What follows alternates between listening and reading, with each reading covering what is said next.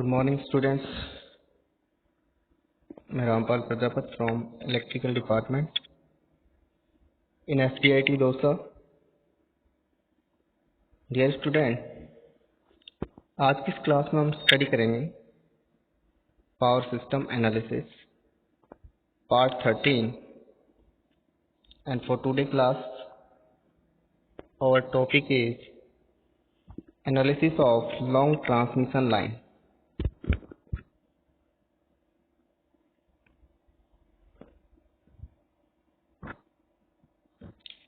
We know that transmission lines are classified on the basis of length and operating voltage. There are three types of transmission lines. One is short transmission line, second is long transmission line, and medium transmission line. So short transmission line and medium transmission line we have studied in previous lecture. So in today's lecture we will study on long transmission line. In long transmission line, parameters are considered as uniformly distributed parameters. Simply we know that in a short transmission line, effect of inductance and capacitance are negligible, but in medium transmission line, parameters are considered as lumped parameters, which are pure inductance, pure capacitance, and pure resistance. But in long transmission line, parameters are considered as uniformly distributed parameters. What are the uniformly distributed parameters? Uniformly distributed parameters are those parameters which are not physically separable. So analysis of long transmission line is done on the basis of small part of the transmission line. So a long transmission line is classified as having a length more than 240 km, and in a long transmission line parameters are uniformly distributed along the whole length of the line. For a long transmission line, it is considered that the line may be divided into various sections, and each section of the line consists of an inductance, capacitance, and resistance and conductance as shown below in the figure. Now this figure represents the layout of a long transmission line, in which we take a small section of the long transmission line that is of length ds, and full length of the line is s. So a small section offers four parameters: resistance, inductance, capacitance, and conductance. So let's consider a bit smaller part of a long transmission line having length ds. Substitute as a distance s from the receiving end. Series impedance of the line is represented by z dot ds.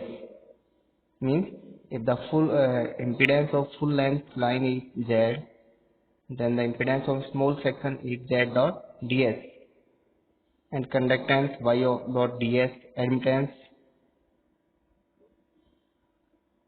due to charging current, the corona loss the current is not uniform along the line. Voltage is also different in different parts of the line because of inductive reactance.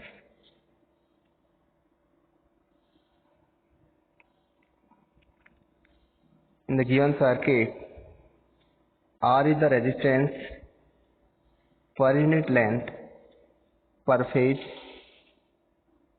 L is the inductance per phase, C is capacitance per unit length per phase, X is inductive reactance, Z is series impedance, and G is shunt leakage conductance, D is shunt leakage susceptance, and Y is shunt admittance per unit length per phase to the neutral. Now, in the given circuit, we consider that V is the voltage at a distance S from the load end, and V plus dV is the voltage at distance S plus ds from the load end. I is the current at distance S from the load end. I plus di current at a distance S plus ds from the load end. So the difference in voltage between the ends of the assumed section of length ds is dv. So this difference is caused by the series impedance of the line. So this difference in voltage dv is equal to I z dot ds. Now differentiating the equation with respect to ds, so dv upon ds is equal to Iz. Equation number first. These all parameters are given in circuit previous. Now this circuit, at the end there is a load end, and voltage from load end at distance S is V, and from load end S plus ds distance voltage is V plus dV, that is sending end voltage, and current is I plus di. So voltage difference is dV between starting point and end point of this small section.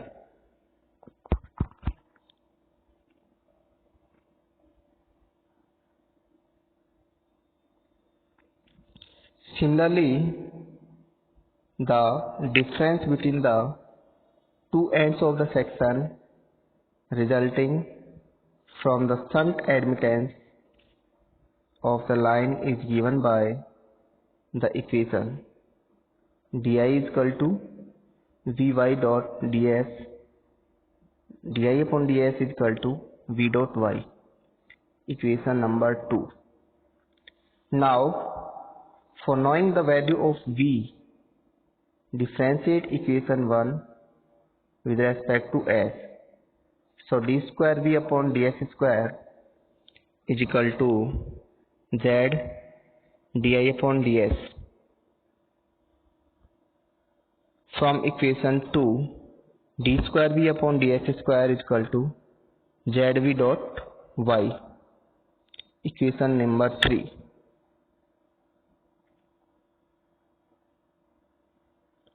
Now d square I upon ds square is equal to y dot di upon ds.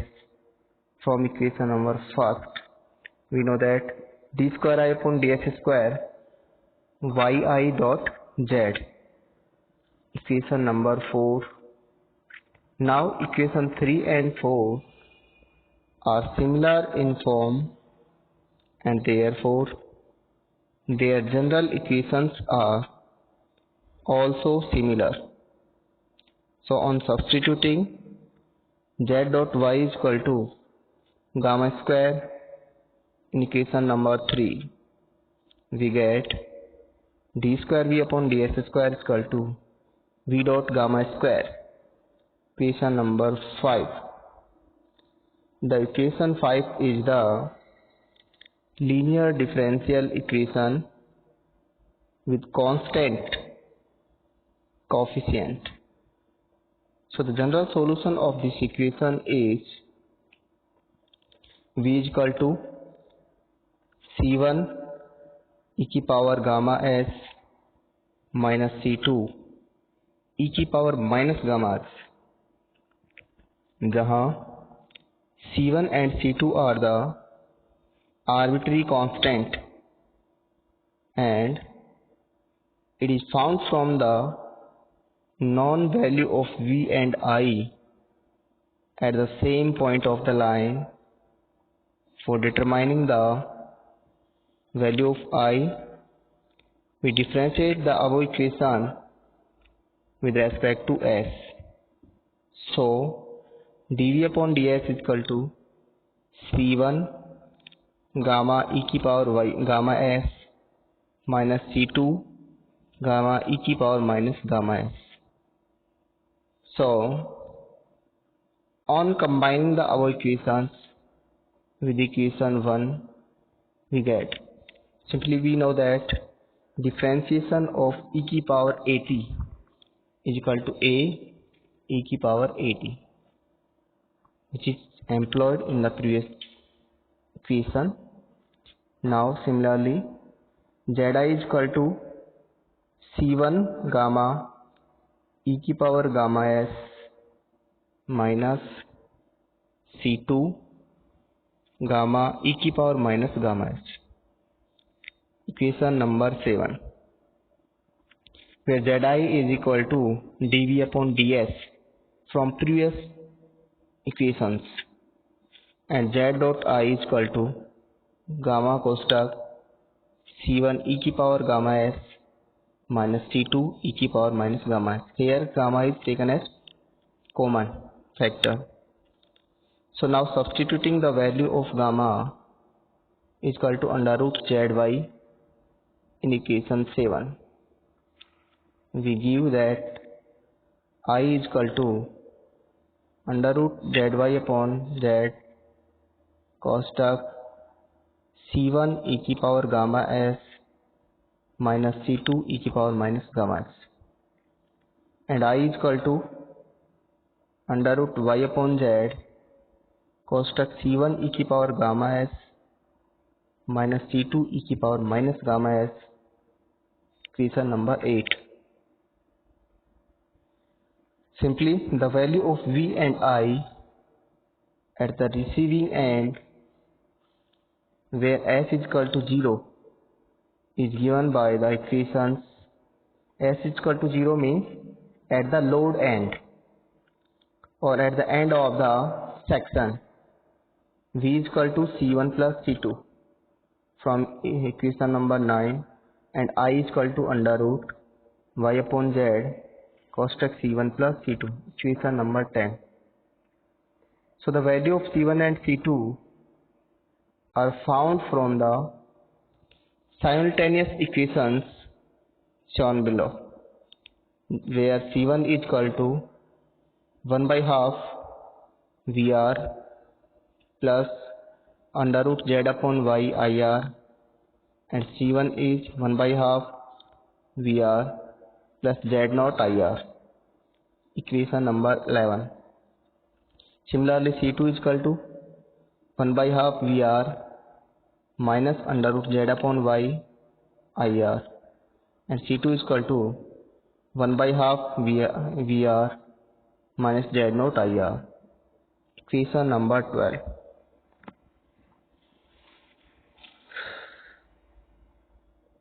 Where z naught is under root z upon y, the value of c1 and c2 are substituted in general equation of voltage and current to obtain the steady state value of v and I at any intermediate point distant s from the receiving end.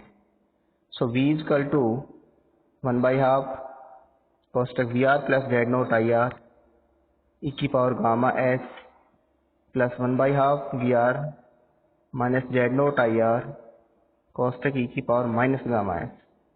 Now simplifying the equation, V is equal to VR cosec e की power gamma s plus e की power minus gamma s divided by 2 plus Z naught IR cosec e की power gamma s plus e की power minus gamma s divided by 2.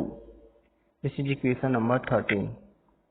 Similarly, I is equal to 1 by half cosec IR plus VR upon Z naught e की power gamma s plus 1 by half IR minus VR upon Z naught cosec e की power minus gamma s.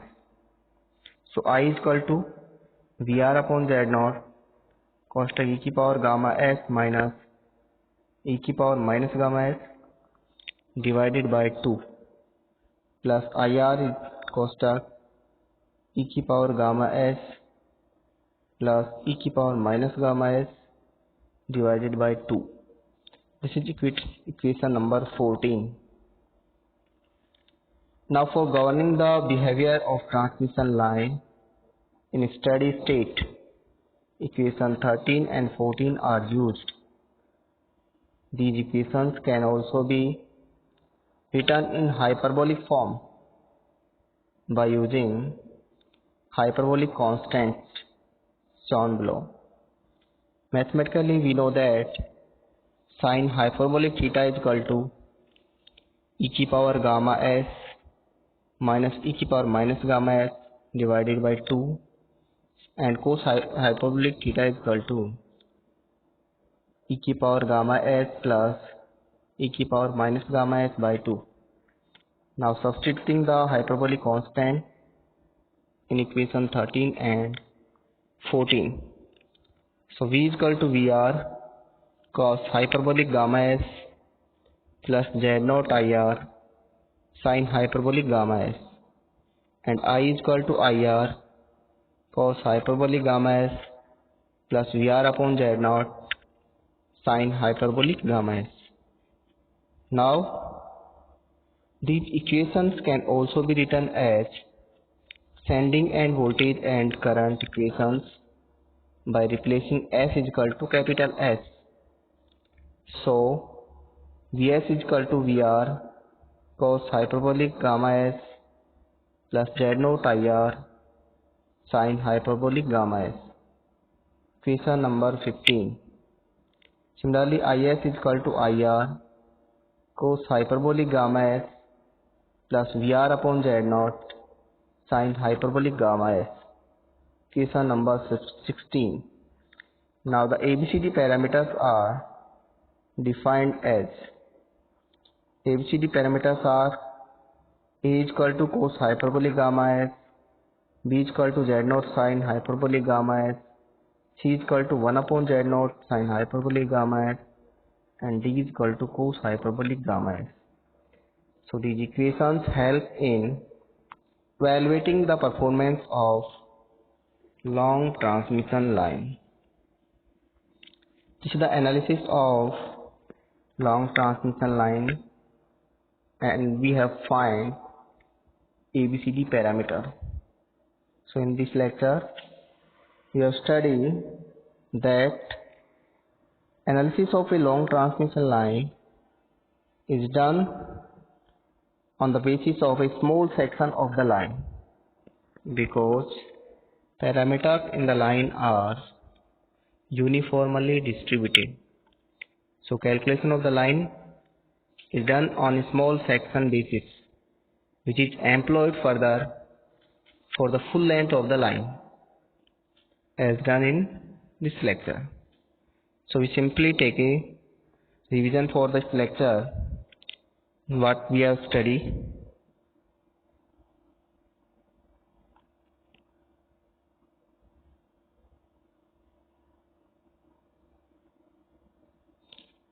In this lecture, a long transmission line is a line length more than 240 km and operating voltage is also greater than 220 kV.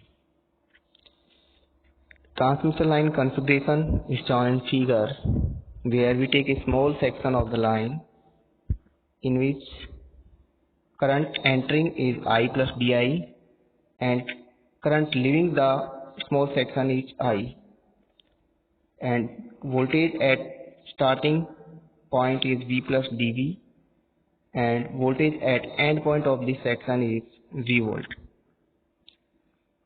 Resistance, inductance, capacitance, shunt conductance are the parameters of this section.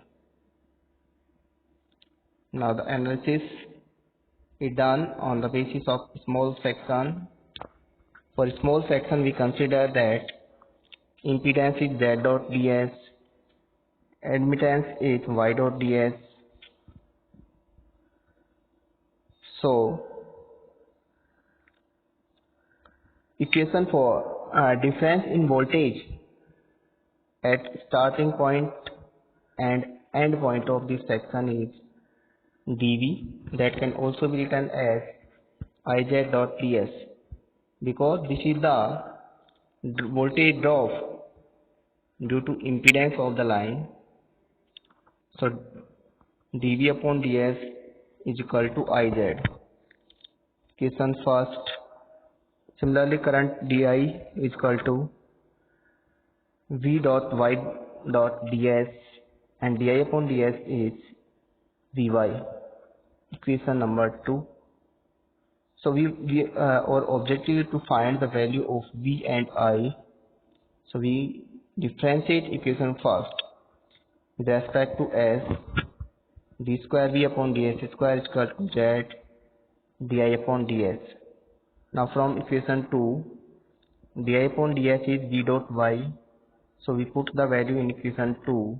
So the new equation is D square V upon ds square is Zv dot Y. Equation number 3. Now similarly, we differentiate equation 2 with respect to S, that is D square I upon ds square, that is Y Di upon ds.